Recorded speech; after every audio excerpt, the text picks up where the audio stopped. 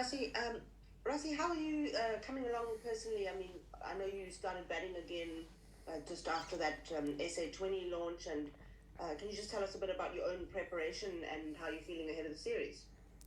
Yeah, it's been going well. I've been batting now probably for best part of almost a month and a half. So yeah, I mean, no difficulties there. The fingers holding up pretty well.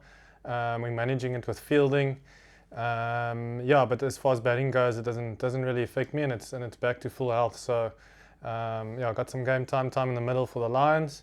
In those two matches, it was good time on the feet to get back into it, and yeah, looking forward to tomorrow. This week's prep's been really good, so yeah, I think I'm feeling good.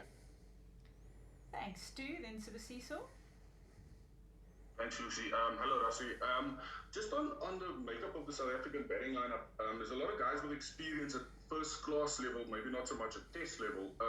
Just can you explain the benefits of that, or even the hindrances that there may be for a big series like this?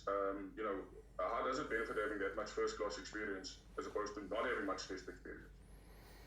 Yeah, I don't think it'll be a hindrance, like you said there. I think I did mention this to you at the SA20 launch, but yeah, the squad and the makeup of the squad, especially the batters, guys who's been in the domestic structure for a very long time. I'm a big believer, or not believer. I know that our first class structure in South Africa is tough. It's tough cricket. It's difficult. So to spend 10 odd years in that structure you do develop obviously as a player, but also along the mental side of it, and if you look at the makeup of our batting lineup or the batters in the squad, there's guys who's resilient, guys who knows their game, guys who's been around the block in terms of first class cricket. And the key probably for us is just going to be to sort of transfer that into test level. A lot of the guys have had test experience before, a few of them 1 or 2 tests, but they've had that taste and they've had the feel of the intensity of test cricket and playing away against world-class teams. So it's going to be to transfer those skills that we've built up over the last 10, 15 years when it's out in the middle now to really draw on that sort of first-class experience, yeah. Thanks, Stu. Sibusiso, then Talbot. How's it, Rassie? My question quickly is just when you see England batting, you know, like they did in Pakistan, does it shift or alter the way the rest of the countries like yourselves look at what is possible in terms of batting, scoring, thrill and entertainment in test cricket? Not obviously going to change your game plan, I'm sure of that, but does it, you know, in the back of the mind, look at what the possibilities are in the test game? Not really, no, Sibusiso. I think if there's ever a place to play like that, it's probably Pakistan. And then you're going to follow up with a question, say, but why didn't we play like that when we were there a year or two ago? But I mean, if you look at the English side at the moment, they've been very vocal in terms of they're going to back their guys, even through a few failures. They decide that they're out of the World Test Championship for this run, so it's almost a nothing to lose type of game that they can play. And to an extent, they tried it against us, and it didn't really work, even though we lost the series at the end. But especially the first game, and even in Manchester for a good part of the game, we were in the game, and I mean they tried to play similarly, and it didn't work. I think that's an approach that can maybe work if the conditions are really docile like it was there in Pakistan. I think as soon as the bowlers are a bit more into it, I mean, like we saw at Lords, it's a very fine line between going out and playing aggressively and then getting out, as opposed to playing more disciplined. So I suppose you can say, yeah, you look at what's possible, but I mean, T20 has showed us what possible is on flat wickets. So you know, I mean, I don't know. I'm not too fazed by that. I think the conditions will dictate how you need to play in Test cricket. And at the end of the day, there's still 5 days, and it's supposed to be a battle between, or a fair battle between bat and ball. And I think we're coming up against a world-class attack now, and we got a world-class attack ourselves. So the batters are definitely going to have their work cut out for them in the series. Thanks. We'll go Telford and then a follow-up from Fidos. How's it, Rassie? The last time you played Test cricket, it was in the crazy conditions that we saw in England, and very difficult. And I think people are hung up on how that series went, and they're looking at what happened in Pakistan the other day, and maybe not factoring in the condition, or the changing conditions. Are you looking forward to getting into probably the best batting conditions in the world in Australia? Yeah, definitely, Telford. I think you hit the nail on the head there, and people have been quite critical of our batting unit in the last 2 years, and like you mentioned in England there, it was very tough. But if you think the last 18 to 24 months, the conditions that we've batted in, it's really been tough, and I mean the numbers tell that story. Our guys are averaging the 30s. Some of the other countries' guys are averaging 50s and 60s, and then people compare the two without exactly looking at that point that you mentioned of taking conditions into consideration. How I definitely see it is that we're sitting second in the World Test Championship at the moment, and that tells you that the cricket that we're playing have been sufficient to get us there. So whatever conditions we batted in, the other teams have also batted in, and somehow we've come out on top. So I sometimes think people look too much into those stats. For us as a batting lineup, yes, I'm not looking for excuses, and we definitely want to get more hundreds and get more partnerships and score a lot more runs individually. But at the end of the day, if we can bat as a unit and get our team across the line, that's the most important thing. But coming back to your question, definitely looking forward.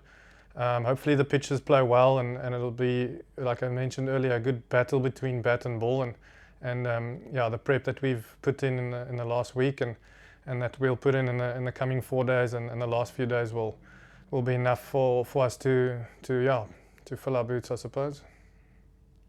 Thanks, Telford. Fidos?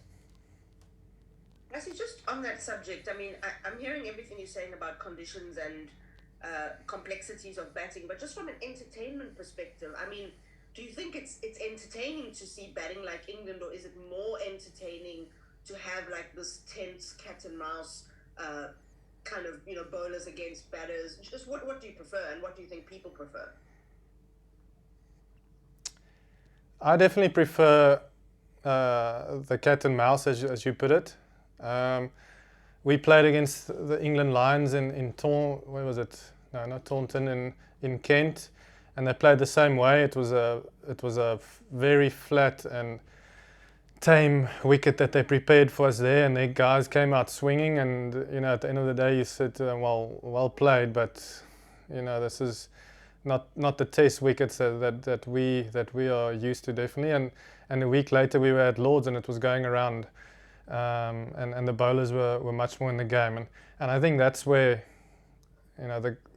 the real quality batters will come to the fore. The guys who are disciplined in that channel, that fourth stump channel, that can judge the length, that can play the short ball,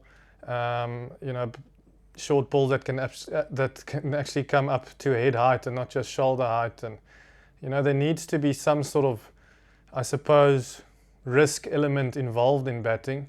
And I think what you're referring to is maybe not a fair comparison of our Test wickets should be. I think Pakistan, on their own admission, said that that's not how they want to play Test cricket. That's not the type of wickets they want to prepare. So people probably like seeing that, a lot of shots and a lot of runs. I didn't watch too much of that Test match, but I think probably the purest and the real Test fans likes when the balance is even between bat and ball, and the bowlers are in the game as much as the batters are.